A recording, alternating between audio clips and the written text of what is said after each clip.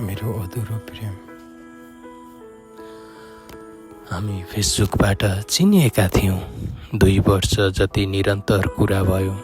साना साना मेसेजबाट सुरु भएको सम्बन्ध बिस्तारै गहिरिँदै गयो। म त्यति बेला लाउरे बन्ने सपना बोकेर ट्रेनिङ सेन्टर गएको थिएँ। समय आफ्नै गतिमा बगिरह्यो। उसले +2 पास गरेकी थिए, ब्याचलर जोइन गरेकी थिइन् र म भने पढाइ छोडेर जीवनको बाटो खोज्दै थिएँ। जीवनको बाटो खोज्दा खोज्दै फेल भएको थिएँ अनि घर फर्किनु परेको थियो।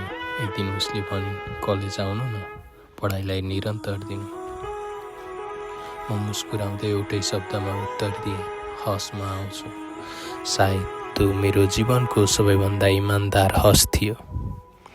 म कलेज जोइन गरेँ उसको कारणले। माया गर्थे तर भन्न सक्दिनथे। डर थियो उसलाई गुमाउने। एक दिन हिम्मत राखेर उसको कपी मागेँ। कपीको पछाडि पानामा लेखेँ, आई लभ यु, र चुपचाप त्यहीँ छोडिदिएँ। तर प्रेम सधैँ मौन रहँदैन रहेछ। साथीहरूले देखे, हाँसी जिस्काए। म आफैमा लाजित भएँ। कलेजबाट फर्किएपछि भिडियो कलमा त्यो कुरा उठ्यो। उसले भने, यस्तो नगरेको भए हुन्थ्यो नि पागल।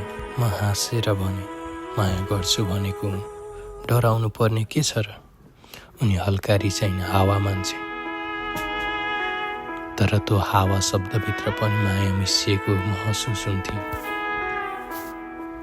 कलेजका दिन रमाइला थिए। जाडो महिना आउँदा सँगै बस्दा अचम्मको न्यानोपन मिल्थ्यो। मनभरिका दुःख पीडा सबै उसकै अँगालोमा हराउँथे। ऊ मेरो जीवनको साथी मात्र होइन, बिरामी हुँदा औषधि जस्तै थिए। उसको कारणले म फेरि भविष्य खोज्न थालेँ। अब त केही गर्नुपर्छ भन्ने। म विदेश जान्छु, तर मेरो भिजा लागेन। म भित्रभित्र टुक्रिएको थिएँ। उसले भनिन्, अब हजुर बस्नु, म एप्लाई गर्छु। र उसको एप्लाई गरेको 3 महिनाभित्रमै उसको भिजा लाग्यो। त्यसपछि झगडा बढ्दै गयो। दिनदिनै नसुन्ने शब्द निस्किन थाले। तर पनि हामी एकअर्का बिना बाँच्न सक्दैनथ्यौँ। एक दिन उसले गम्भीर स्वरमा भनिन्, म यसरी बस्न सक्दिनँ, म तिमीलाई छोडेर जान्छु। मैले मजाक सम्झेँ, तर त्यो सत्य रहेछ। त्यो दिन मेरो ब्याडमिन्टनको टुर्नामेन्ट थियो। कोर्टमा खेल्दा पनि मन कतै अरू नै थियो। सर्ट हान्दा उसकै सम्झनामा आइरह्यो। खेल जित्न सकिन पनि।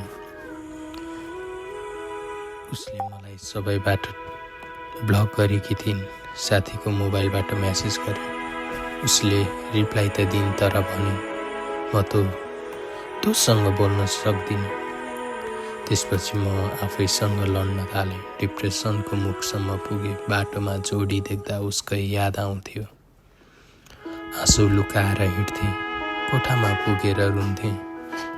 समय बिस्तारै बित्यो। म काठमाडौँ आएँ, नयाँ सुरुवातको आशमा। एक दिन उसले मलाई अनब्लक गरिन्। त्यहाँबाट एप्लाई गर्छस् भनेर मेसेज आयो। म खुसीले तुरुन्तै रिप्लाई गरेँ, हुन्छ। म नोटिफिकेसनको लतमा परिसकेको थिएँ। आधा रातमा मेसेज आयो कि भनेर निन्द्रा खोल्थ्यो।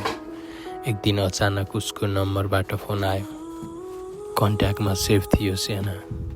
भाइले फोन गरेको होला भनेर उठाएँ, तर आवाज उसकै थियो। मनभरि भावनाको भेल उर्लियो। ऊ नेपाल फर्किएकी थिए। हामी भेटौँ न भनेर मेसेज गरेको थिएँ। दुःख पीडा अधुरा कुरा सबै साट्यौँ। मैले भने, तिमी गए पनि मेरो माया अझै तिमीमै छ। पछि ऊ मामासँग दुबई गई, तर त्यहाँ पनि ऊ खुसी थिइन। प्यानिक अट्याक, एन्जाइटी, धेरै सोच्ने बानी सबैसँग लडेकी थिए। पैसाको आश देखाएर लगिएको थियो, तर उसले केही पाइन। हाम्रो सम्बन्ध नामविहीन थियो। न त पूर्ण प्रेम, न त साधारण मित्रता।